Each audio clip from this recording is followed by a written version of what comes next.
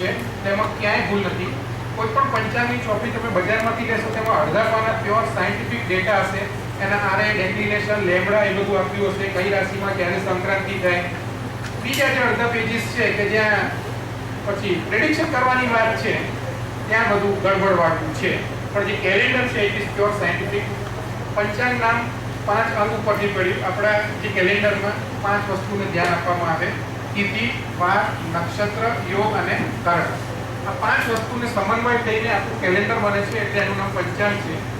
Calendar વિશે વાતો તો બધી ઘણી થઈ શકે, આપણી પાસે સમય ઓછો છે, એટલે કે જે બેઝિક વસ્તુ છે તિથિ શું છે એટલું આજે હું તમને સમજાવીશ. અધિક તિથિ કઈ રીતે આવે, ક્ષય તિથિ કઈ રીતે આવે, અને પછી એક નાનકડી પ્રેક્ટિકલ. મારો ઇન્ટરેસ્ટ એ છે, કેલ્ક્યુલેટર અહીંયા ફરવા આવે છું તો પણ કેલ્ક્યુલેટર લઈને જ આવે છું, કેમ કે હવે ત્યારે મનમાં કંઈક થાય તો નાનકડી ગણતરી કરી લઉં. કે નાનપણથી જેમ અત્યારે તમે મોબાઈલ રાખે છે ને છોકરા, હું કોલેજમાં હતો ત્યારે મારે કેલ્ક્યુલેટર રાખવાની ટેવ હતી. મારા ખિસ્સામાં જ હોય કેલ્ક્યુલેટર, જરૂર પડે કે ના પડે હોય જ.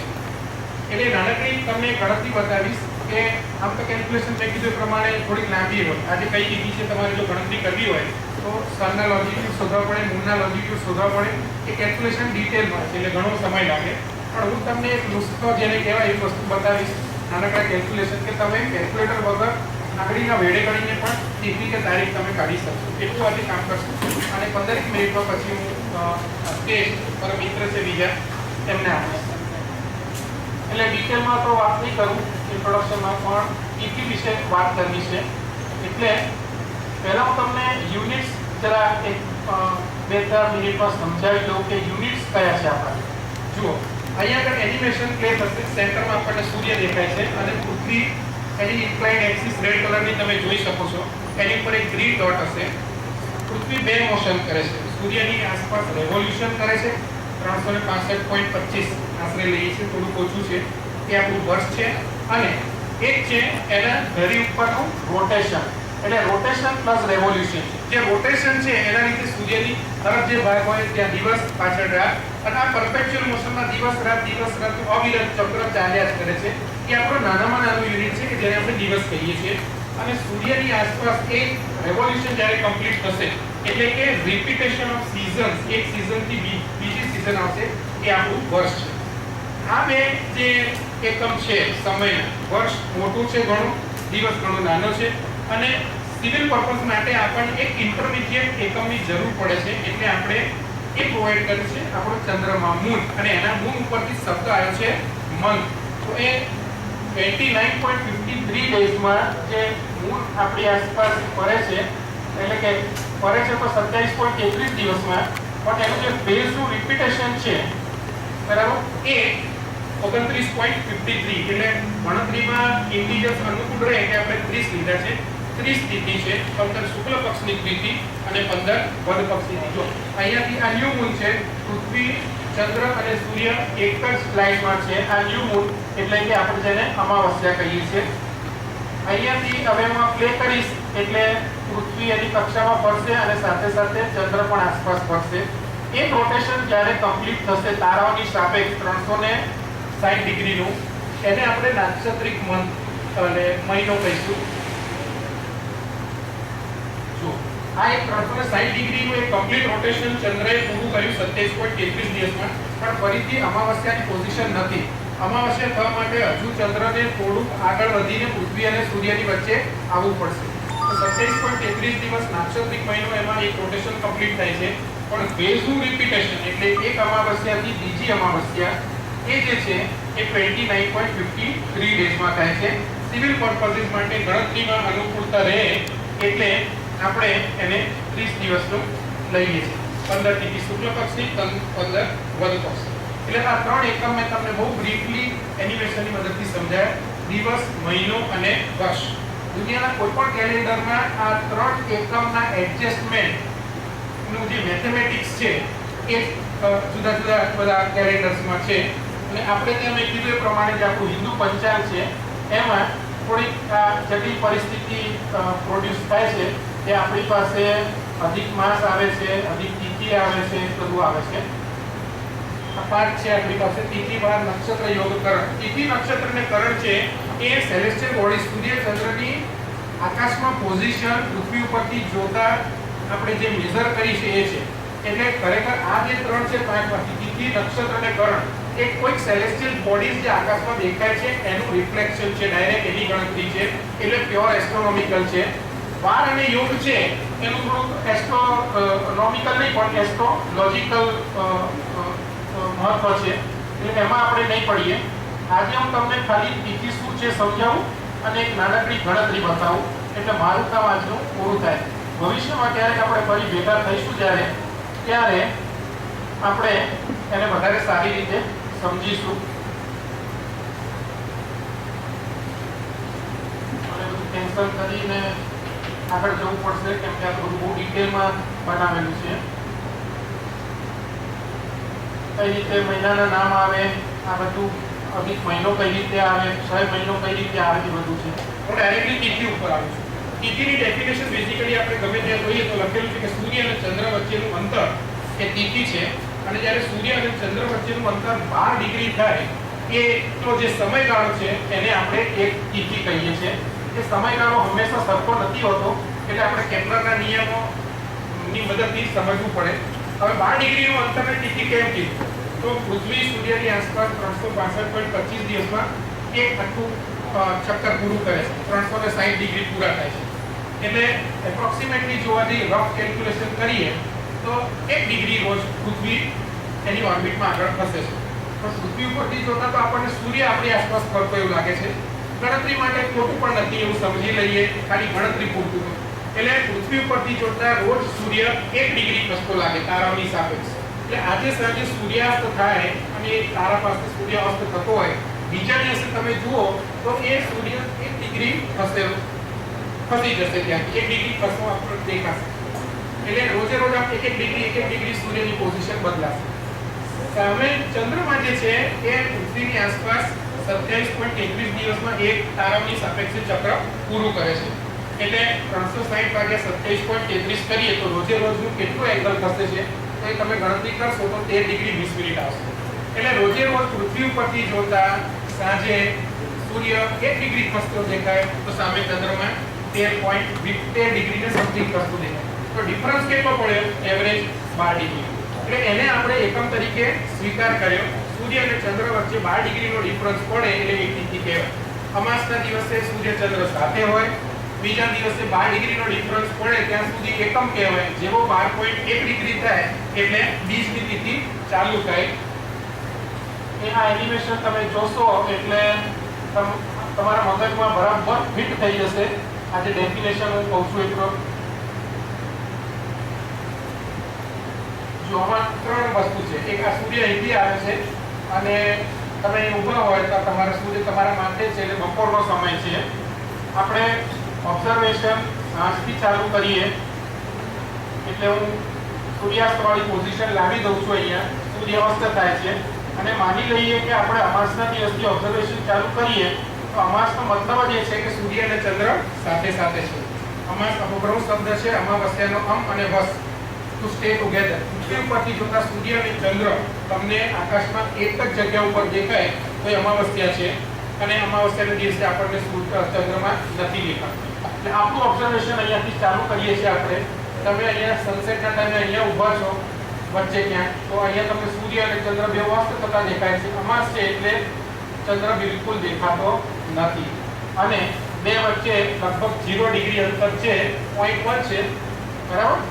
હવે હું એનિમેશન જેવું ક્લિક કરીશ એટલે પૃથ્વીની સાપેક્ષે સૂર્યની જે બદલાતી પોઝિશન અને ચંદ્રની બેવ તમે એક સાથે જોઈ શકશો એટલે ખ્યાલ આવશે. આજે સાંજે સૂર્યાસ્ત વખતે સૂર્ય ચંદ્ર એક સાથે અસ્ત થઈ ગયા, અમાસ છે.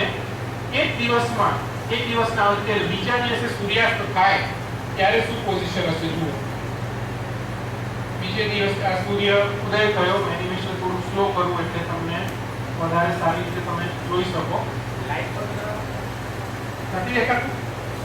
ચલો 2 મિનિટ માટે લાઈટ પર હું જરા કમ્ફર્ટેબલ ફીલ કરું છું. કોની સાથે વાત કરું છું એ માણસને જોઈ ન શકું એટલે જરા મને ગભરામણ થાય. એનીવે વાંધો નહીં.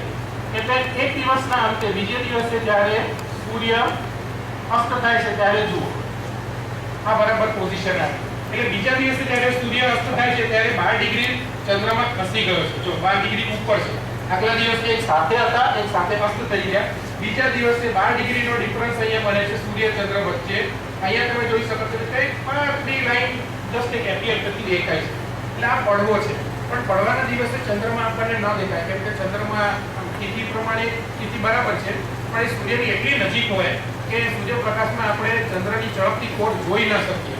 એટલે મોટા ભાગે આપણને બીજના દિવસે પ્રથમ વખત ચંદ્ર દર્શન થાય મહિનામાં. એટલે રિલીજિયસલી આપણે જોવા જઈએ તો બીજના ચંદ્ર દર્શનનું મહત્વ છે. આ પ્રમાણે આખો એંગલ ઓપન અપ થાય છે 12 ડિગ્રી સુધી. એક તિથિ છે. હજુ એક દિવસ આપણે જવા દઈએ. હવે ડિફરન્સ જો વધતો જાય છે 15 16 એ પ્રમાણે. હવે બીજા દિવસે અહીંયા સૂર્ય ઉગ્યો, એની પાછળ ચંદ્રમાં આવે છે, અને બીજા દિવસે જ્યારે આ સૂર્ય અસ્ત થાય છે ત્યારે હવે જો લગભગ 24 ડિગ્રીનો એંગલ ઓપન અપ થઈ ગયો છે બેની વચ્ચે. અને હવે ચંદ્રમાં થોડોક દૂર હોવાથી સૂર્ય જ્યારે ક્ષિતિજથી નીચે જાય છે ત્યારે થોડોક ઉપર હોય છે ચંદ્રમાં, એટલે એ જે પ્રકાશિત સૂર્યપ્રકાશ ત્યાંથી રિફ્લેક્ટ થાય છે ચંદ્રમાંથી એ આપણે જોઈ શકીએ છીએ. એટલે આ બીજ છે. બીજના દિવસે તમને એક પાતળી ચળકતી કોર દેખાશે. આ વેક્સિંગ ફેઝ છે. આ રીતે તમે રોજે રોજ જે સૂર્યાસ્તના ટાઈમે ચંદ્રમાં જુઓ તો હવે હું એક દિવસ એક સાથે ફેરવું છું, બરાબર છે? એટલે એક દિવસ જ્યારે પડશે આ, તો આમ કરતા કરતા સાતમના દિવસે લગભગ 90 ડિગ્રીનો ખૂણો બની જશે, બરાબર? એટલે સૂર્ય અસ્ત થતો હોય અને એ વખતે બરાબર માટે અડધો ચંદ્રમાં દેખાય તો તમે કેલેન્ડરમાં જોયા વગર પણ કહી શકો કે આજે સુદ સાતમ હશે. અને આ રીતે આ ડિફરન્સ બનતા 15 દિવસમાં જ્યારે સૂર્ય એક બાજુ અસ્ત થતો હોય ત્યારે બીજા સામેથી તમને ચંદ્ર ક્ષિતિજની ઉપર આવશે. આ પૂનમ છે, આખો સુદ પક્ષ છે. આ જ રીતે વર્ગ પક્ષ પણ થાય. લાઈટો કરી પણ હવે વધારે સમય આપણી પાસે છે નહીં અને હું તમારો વધારે સમય લઈશ નહીં, પણ તિથિ ખાલી એકને સમજાવી છે. ફરી ક્યારેક આપણે જોઈશું કે કઈ રીતે ડિટેલમાં કેલ્ક્યુલેશન થાય. પણ હવે એક નાનકડો તમને કેલ્ક્યુલેશન આપો. આમ તો ગણતરી બધી ઇલિપ્ટિકલ ઓર્બિટ છે આપણે એટલે ગણતરી મુશ્કેલ છે, પણ તો 2-4 નંબર તમે યાદ રાખી લો તો આજે કઈ તિથિ છે તમે કેલેન્ડરમાં જોયા વગર આંગળીના વેઢે ગણી શકો. હું તમને બતાવું છું, બરાબર? સૌથી પહેલા આપણે વર્ષનો એક ઇન્ડેક્સ છે. આ પ્રેઝન્ટેશનમાં જૂનું છે એટલે એમાં 2014નું ફિગર અહીંયા આપ્યું નથી. જે નીચે અહીંયા વર્ષનો ઇન્ડેક્સ લખ્યો છે અહીંયા, બરાબર? 2014 માટેનો ઇન્ડેક્સ જેને લખવું એ લખી શકે છે. 29 છે. આખા વર્ષમાં વર્ષનો ઇન્ડેક્સ એક જ છે 29, એટલે તમને યાદ રાખવાની મુશ્કેલી પડશે નહીં. હવે આ જે મહિનાઓ સામે નંબર લખ્યા છે ને એ પણ યાદ રહેશે, કેમ કે વર્ષો વર્ષ એના એ જ રહેશે. વર્ષ ગમે તે હોય, આજથી 20 વર્ષ પછી પણ આ નંબર તેના એ જ રહેશે. અને યાદ રાખો એટલા માટે સહેલું છે કે આપણે જો માર્ચને વર કહીએ તો માર્ચ, એપ્રિલ, મે, જૂન, જુલાઈ, ઓગસ્ટ એ એકથી 6 સિરિયલ પ્રમાણે છે. સપ્ટેમ્બર, ઓક્ટોબર 8-8, નવેમ્બર, ડિસેમ્બર 10-10 અને પેલા 0 ને 2 જાન્યુઆરી, ફેબ્રુઆરી. હું આ રીતે યાદ રાખું છું એટલે એ જ રીતે મેં લખ્યા પણ છે. માર્ચ થી ઓગસ્ટ 1 થી 6, સપ્ટેમ્બર, ઓક્ટોબર 8-8, નવેમ્બર, ડિસેમ્બર 10-10. મારા એમએસસી ના સ્ટુડન્ટ માટે આ ત્રીજું રિપીટેશન છે, so I am sorry for repetition, but I promise you કે આ વર્ષમાં કંઈક નવું પંચાંગ રિલેટેડ તમને આ સિવાયનું તમારા માટે તૈયાર કરી આપીશ. અને આ જાન્યુઆરી 0 અને ફેબ્રુઆરી 2, બસ આ બે નંબર યાદ રાખ્યા તમે એટલે બહુ સહેલું છે. આજે 1 જૂન છે, આજે કઈ તિથિ હશે તો કાં તો એન્ડ્રોઈડ વાળા મોબાઈલ કાઢવા પડે અથવા કેલેન્ડર ઓફિસમાં જઈને જોવું પડે, કોઈ જરૂર નથી. તમે જે ગણતરી કરશો એ કદાચ એક દિવસની ભૂલ આવશે, કેમ કે આ જે ગણતરી કરેલી છે એ મીન મોશન પ્રમાણે કે સર્ક્યુલર ઓર્બિટ સમજીને ગણતરી કરેલી છે, જ્યારે ખરેખર ઇલિપ્ટિકલ ઓર્બિટ છે તમને ખબર છે, એટલે ક્યારેક એક દિવસની ભૂલ આવશે. પણ મનમાં એમ થાય કે આ વર્ષે 25 ડિસેમ્બરે કઈ તિથિ હશે, તો એકાદ દિવસની ભૂલ થાય કે પ્લાનિંગ કરતા હોય દિવાળીની આસપાસ અને એકાદ દિવસ આગો પાછો થાય તો પાયલોટ રેડી તો તમને જરૂર મળશે. ચલો આજનો એક્ઝામ્પલ લઈએ આપણે. આજે 1 જૂન છે, આજની તમારે તિથિ ગણતરી કરવી છે. તો વર્ષનો ઇન્ડેક્સ તમને ખબર છે 2014 કેટલો છે 29. જૂન મહિનો છે, જૂનનો ઇન્ડેક્સ કયો છે 4, બરાબર? કયા કેટલા 33, બરાબર? આજે તારીખ કઈ છે એટલે 3 નંબરનું એડિશન કરવાનું. વર્ષનો ઇન્ડેક્સ, મહિનાનો ઇન્ડેક્સ અને તારીખ એટલે 29 + 4 + 1 ટોટલમાં કેટલા થયા 34. એક મહિનામાં તિથિ કેટલી હોય 30. જેમ ઘડિયાળમાં આપણે 24 ની ઉપર કાંટો જતો એટલે ફરીથી સાયકલિક ઓર્ડરમાં ગણતરી કરીએ ને તો 30 સ્થિતિની ઉપર કેલ્ક્યુલેશન જાય તો પહેલા 30 કાઢી નાખવાના. એક મહિનો કમ્પ્લીટ થઈ ગયો છે. તો આજે શુદ્ધ પક્ષ છે જોઈ લેજો. તમારા મોબાઈલમાંથી કેલેન્ડરમાં લગભગ હશે, કદાચ એકાદ તિથિ આગળ પાછળ હશે. હવે આ જો શુદ્ધ પક્ષ છે એટલે 15 સુધી આવશે. 15 આવે જવાબ, તમે 30 કાઢી નાખો તો 15 જવાબ આવે તો પૂર્ણ છે ખબર પડે. 15 પછી વધ પક્ષ ચાલુ થશે. એટલે ધારો કે ટોટલ 20 આવ્યું તો એમાંથી પાછા ફરીથી શુદ્ધ પક્ષના 15 કાઢી નાખવા. કેટલા વધ્યા? 5. તો વધ પક્ષની પાંચમાં આવશે. કદાચ ભૂલે ચૂકે 60 ની ઉપર ટોટલ જાય તો બે વખત 30 માઈનસ કરવાનું. એટલે ફોર પાયલોટ રીડિંગ ઘડીના ભેડે તમે તારીખે આ તારીખે કઈ તિથિ હશે એ ગણતરી કરી શકો. આ બધું ઇન્ટરેસ્ટનો વિષય છે એટલે પ્રેક્ટિકલ એસ્ટ્રોનોમી ગણતરી બધું કર્યા કરો. બરાબર બરાબર છે. ઓકે ફરી ક્યારેક આપણે ભવિષ્યમાં કદાચ ભેગા થઈશું તો વધારે ડિટેલમાં પંચાંગ વિશે બધી બહુ વાતો છે. મહિનાના નામ કઈ રીતે આવ્યા, વારના નામ, એની સિક્વન્સ, સોમવાર પછી મંગળવાર કેમ આવે, શુક્રવાર નહીં આનો આન્સર, પછી ચોઘડિયા કઈ રીતે ગણતરી કરવા, આ કેલેન્ડરમાં જે કઈ શબ્દ જુઓ છો એનું બધું એક્સપ્લેનેશન મળે. એક બે પ્રશ્નો આપણે થોડી ગણતરી કરવી પડે. અત્યારે તમે નવા છો એટલે તમને મેં રેડીમેડ ઇન્ડેક્સ આપી દીધો છે, પણ તમે અહીંયા જોઈ શકો કે 11 નો ડિફરન્સ છે. જો છેલ્લા 3 વર્ષ જો 7 ઇન્ડેક્સ છે, પછી 18 છે, પછી 29. એટલે કોઈ ગણતરીની માથાકૂટમાં પડ્યા વગર 2015 માં આમાં 11 ઉમેરી ટ્રાયલ કરજે. ના આવે તો મને કહેજે, તો ગણતરી કરીને એક ક્રેડિટ આપીશ. પણ લગભગ 11 ઉમેરશો એટલે આવી જ થશે. બીજા કોઈને ઓકે ફાઇન. ના પૂછવું હોય તો આપણે ઠાકોર સાહેબનું આટલું સરસ રીતે સમજાવવા માટે આભાર માનીએ. અને હવે સુરેન્દ્રનગરથી આવેલા રાજુભાઈ મેર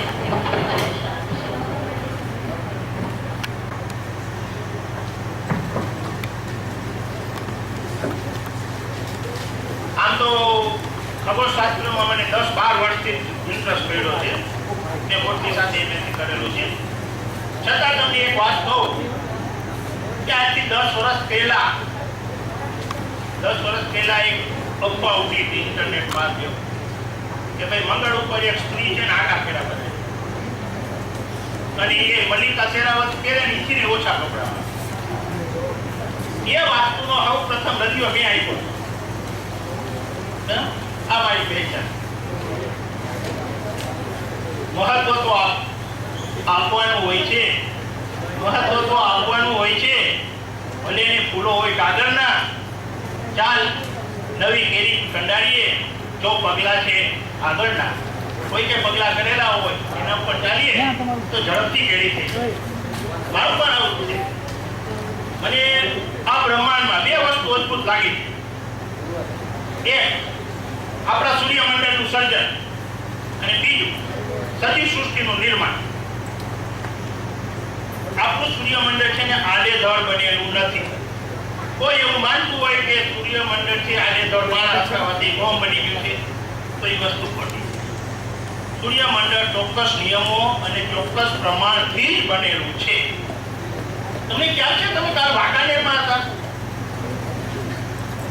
મોટાભાગના હતા, અને આજ સવારે ઉઠ્યા ત્યારે રાજકોટમાં ઉઠ્યા. આ વચ્ચે એક અદ્ભુત ઘટના કાલ રાત્રે બની ગઈ છે. લગભગ પોકટને ખબર હશે, નથી ખબર મારા સિવાય. ગઈકાલે એવી અદ્ભુત ઘટના બની ગઈ છે કે આખું બ્રહ્માંડ એકાએક ડબલ થઈ ગયું છે, બમણું થઈ ગયું છે. સૂર્ય બમણો, પૃથ્વી બમણી, ટેબલ બમણું, તમે બમણા, હું બમણું. બધાની લંબાઈ, પહોળાઈ, ઊંચાઈમાં બધામાં બમણો વધારો થઈ ગયો છે. તમે કહેશો કે રાજુભાઈ એકા બેસી જાઓ, તમારી આ વાત ખોટી છે. હું કહું છું કે જો હું કહું ને કે આ વાત ખોટી છે તો જ ખોટી છે. જો હું કહું કે એ વાત સાચી છે તો તમે ક્યારેય પ્રૂવ ના કરી શકો મારી આ વાત ખોટી છે. કારણ કે મેં દરેક વસ્તુને એક રેશિયો આપ્યો, પ્રમાણ આપ્યું. બધી વસ્તુ બમણી કરતી હતી. તમે કોની સાપેક્ષે માપશો કે આ વસ્તુ ખોટી છે? તો આપણું બ્રહ્માંડ છે એ પણ આવી રીતે જ છે. દરેકના ચોક્કસ નિયમો છે. દાખલા તરીકે ગ્રહ છે, સૂર્યથી અમુક અંતરે જ આવેલો છે, ગોળ ટીટીએસ લો આપેલો છે. એનો જે પરિભ્રમણનો માર્ગ છે 2πr ઓલામાં જોઈએ છે એનો જે આવર્તકાળ કહીએ છીએ એ રોટેશન પૂરું કરતા રોટેશન શું પરિભ્રમણ પૂરું કરતા તો t² ચાલે છે એ ઘન પ્રમાણે થાય છે આ બધું જ નિયમમાં છે છતાં આજ સુધી હું માનું છું ત્યાં સુધી આપણે ધરીભ્રમણનો નિયમ ગોતી શક્યા નથી બરાબર સૂર્યમંડળ બન્યું હશે ત્યારે ધરીભ્રમણનો નિયમ હશે ને હશે પરંતુ બન્યું છે એવું કશું કે જે ધરીભ્રમણો છે બદલાઈ ગયા જે મમ્મીએ સરસ મજાની વસ્તુ રોલડામાં મૂકી હોય અને એકાદ તોખાની બાળા એ વસ્તુને વેરવિખેર કરી નાખે એવું જ કંઈક આપણા સૂર્યમંડળમાં છે આપણે પુરાવો આપો તો ભાઈ આપણું સૂર્ય શુક્ર છે એ અવરો ઘૂમે છે વૈજ્ઞાનિકોની થિયરી છે કે કોક ને કોક એની આડે અથડાણું છે નહીં તો આવડો મોટો શુક્ર અવરો ન કરી શકે એવી બુધ ગ્રહની જે રોટેશન છે સૌ કરતા વધારે લંબવર્તું બતાવે તો આવું કંઈક ને કંઈક બનેલું છે બધા 4 પેલા 5 ગ્રહ માટે આપણે કહી જ શકીએ ચંદ્રની ઉત્પત્તિ આવા ગ્રહ પૃથ્વી સાથે અથડાણું હોય એટલે જ થઈ હશે આવું પણ એક થિયરી છે તો આપણે પ્રાચીન ગ્રહો માટે તો આવું કંઈક થિયરી આપી શકીએ અત્યારના રોટેશન સમય પરથી ન કહી શકીએ પણ પાછલા ચાર એના માટેનો આપણે એક પ્રયત્ન કરી શકીએ ના થઈ તેવું કશું નથી તો હું થોડું ગોળ ઉપર તમને સમજાવવાનો પ્રયત્ન કરીશ કે આવું કશું છે કે નહીં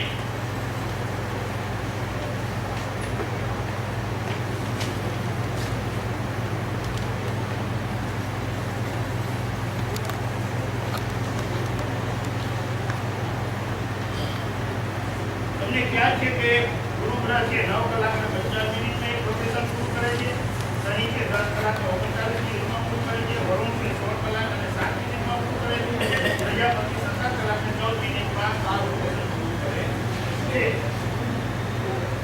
બાકી તો કોઈ આપણે આ રીતે બોલતું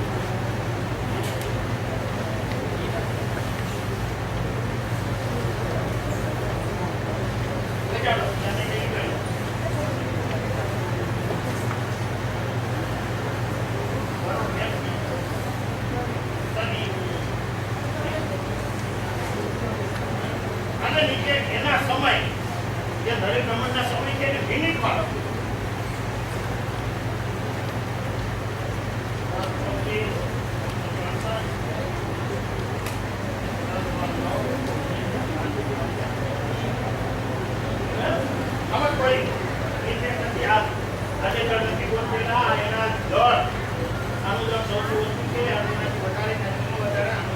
દરના પ્રમાણ જેમ દળ વધે એ રીતે હવે 1034 ને 967 ધાતુ કે જવાબ મને 07 જોજો કે કેટલી વાર આવે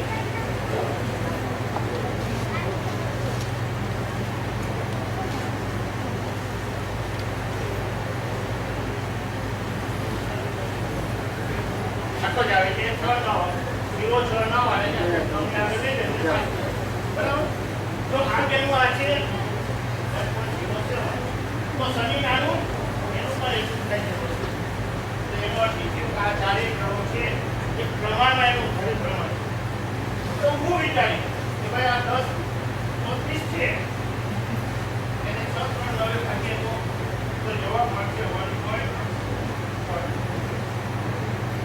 વરુણને તમે ગુરુ સાથે આ કરશો તો પણ 1.07 જ આવશે આથી વધારે કોઈને તો આ એક એવું નહીં કે કરે તો ભાઈ ઘણી ભ્રમણ સમય છે ને કે કોઈ નિયમમાં તો છે છેલ્લા ચાર તો આપણે એની કોશિશ કરવી જોઈએ કે ભાઈ આવું થઈ શકે છે ખરું એ કોશિશ કરી છે તો આપણે એનો થોડો શેર કરીએ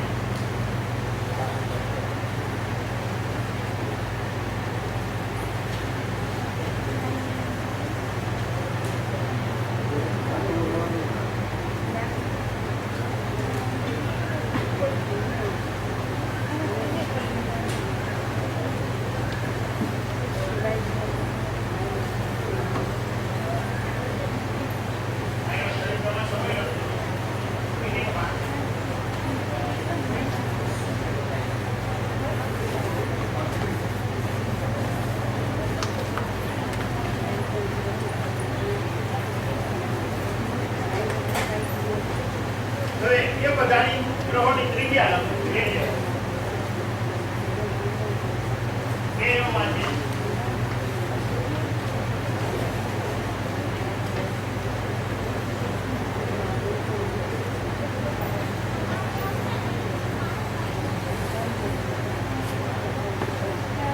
આ ત્રીજાનું વર્તુળ કાઢું છું બપોરા તો 244.8 આવું મળે. હવે આ ઘડી પ્રમાણનો જે સમય છે ને એનું 100 એ ભાગી નાખો અને કોઈ લગાડો એ રીતે આ જે વર્તુળ છે એને પણ હું આ 2 પોઈન્ટ આ ભાગી નાખું એટલે 2 પોઈન્ટ આગળ લઈ લઉં છું.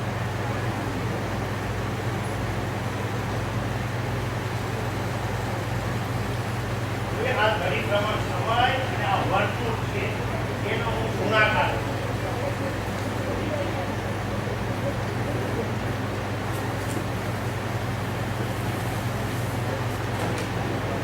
તો મને જે આંકડા મળે છે એ તમે કહો.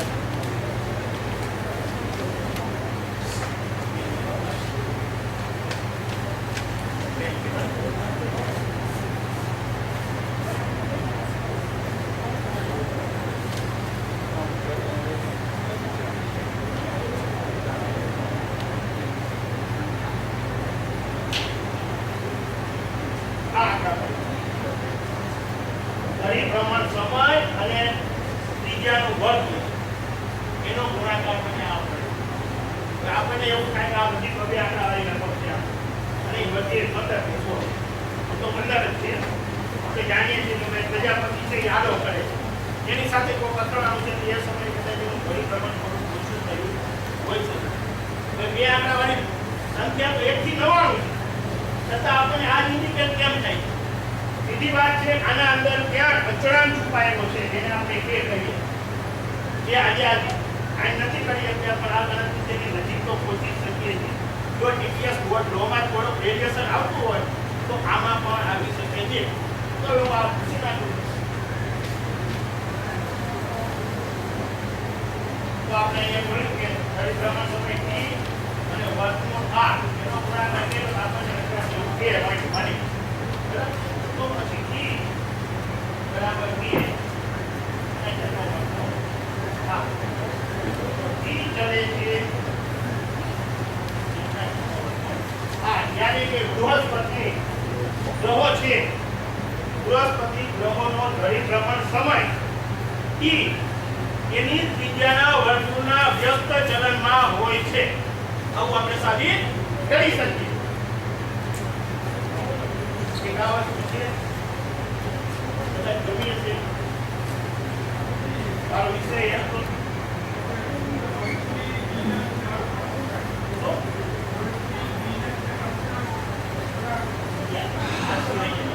કિલોમીટરના ગોતી ના ગ્રહોમાં કે કારણ છે આગળના ગ્રહોમાં આ મેં કારણ બતાવ્યું કે શુક્રગ્રહથી આડો અવરો પડે છે તો યાત્રાનું જેમાં કંઈક છે ખામી અને શરૂઆતના સમયમાં કદાચ હોઈ શકે છે આ નિયમ ન હોઈ શકે એવું નથી. કારણ કે આપણું સૂર્યમંડળ છે જ્યાંથી બન્યું ને ત્યાંથી એમાં સતત ભાંગ પડતી યાદ રાખી છે બરાબર. એક તો આપણો ગ્રહ બનતો રહી ગયો છે એક આપણે આવું કેલ્ક્યુલેશન કરી શકીએ બરાબર. સાચું ખોટું હોય તો ભગવાન જાણે બરાબર. કારણ કે આજે પણ આપણું મારી માન્યતા પ્રમાણે આજે પણ આપણું સૂર્યમંડળ વિશેનું જ્ઞાન એટલું છે જેટલું આદિમાનવનું પૃથ્વી ઉપર છે. એવું જે બીજું છે આપણે ટીપીએસ બોર્ડ લો છે તો આપણે એની જે ગણતરી કરીએ છીએ ત્યારે આપણને એંગસ્ટ્રોમ યુનિટ એસ્ટ્રોનોમિકલ યુનિટમાં આપણને માપ મળે તો એના સાથે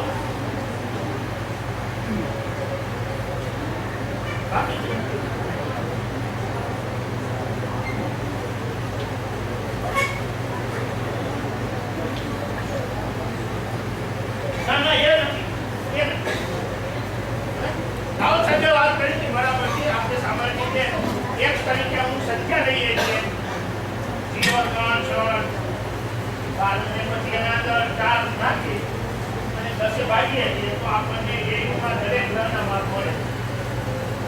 બરાબર છે? તો આપણે આના અંદર એક પ્રશ્ન છે કે ભાઈ આની સંખ્યા આમાં શા માટે લેવાની? એનો કોઈ જવાબ ઇતિહાસ બોર્ડની ચીજ પરથી આપણને મળતો નથી. તો પછી અત્યારે આપણે જે માર્ક કાઢીએ છીએ તો મોટા ભાગે કિલોમીટરમાં કાઢીએ છીએ. તો આના બદલે જો ધ્યાન આપજો ઇતિહાસ બોર્ડની ચીજ જે મેં જે કહું છું તો નવું નથી, એનું થોડું સુધારેલું સ્વરૂપ. તો આપણે એના બદલે ધારી લઈએ કે ભાઈ આ મૂળ છે બધા ગ્રહો છે ધારી લઈએ કે ભાઈ એક તરફ આ સૂર્ય છે અહીંયા છે તો આના કેટલું દેખે સૂર્યથી બુધ મળતો કેવો છે બીજી વાત ઇમેજ કર્યું આપણે પિક્ચર લાઈન હું કામ કરતો ને ત્યારે એવું બહુ કે તમારા બાપા મરી ગયા છે ગોવામાં ઇમેજ કરવું પડે ખાતું તમારા બાપા મરી ગયા ત્યારે અભિનય આવે એને ઇમેજ કરવું કે સૂર્ય ત્યાં બુધના ઠેકાણે મૂકી દઈએ હવે અંતર મળશે 0 આજે અંતર છે આની આપણે કેર થઈ તો આ પછી પૃથ્વીનું અંતર છે એ જે યાની કે સૂર્યથી જે અંતર કરીએ 4 યાની કે 0 1 2 4 8 એમ બમણા ક્રમમાં થતા જાય. બરાબર? આજે બમણા ક્રમનું માપ છે એને તમે 45 થી ગુણો દરેક સંખ્યા આજે આપણે આંકડા લીધા ને 0 1 2 4 8 16 32 એ બધાને તમે 45 થી ગુણો અને એના અંદર તમે 60 ઉમેરો તો જે જવાબ મળે એ તમને 10 લાખ કિલોમીટરમાં ઈ ગ્રહોના અંતર આપે. તમને આ કાગળ મૂક્યો એમાં એક ગણતરી બતાવી છે તો આપણે આને સીધી તમાર માઇન્ડ કરી શકીએ. આવો આપણે શા માટે કરી શકીએ છીએ કે ખરેખર તમામ ગ્રહોના સ્થાન છે એ પ્રમાણમાં છે. જુઓ તમે સૂર્યથી કેટલું શું કરો ત્યારે ખોટા પડો છો પણ પૃથ્વી ઉપર આવીને કરો તો તમને તમામ પ્રમાણ સાચા મળે. અને જે કંઈ થોડો ઘણો વેરિએશન આવે ને છેલ્લા વરુણ છે તો બધા વેરિએશન અહીંયા યમ ધારી શકો સાચું વાત કરી ને કદાચ અહીંયા યમ હોય શકે વરુણ તો ખાસ ભલે છે ખરું આવું ઘણી બધી ગણતરી કરી શકીએ છીએ કારણ કે આપણું સૂર્યમંડળ છે એ સ્વિમિંગના નિયમોનું પણ સાચવે છે એમને કરી દો એવું મને તો નથી લાગતું જશ તમને કોઈ કદાચ લાગતું હોય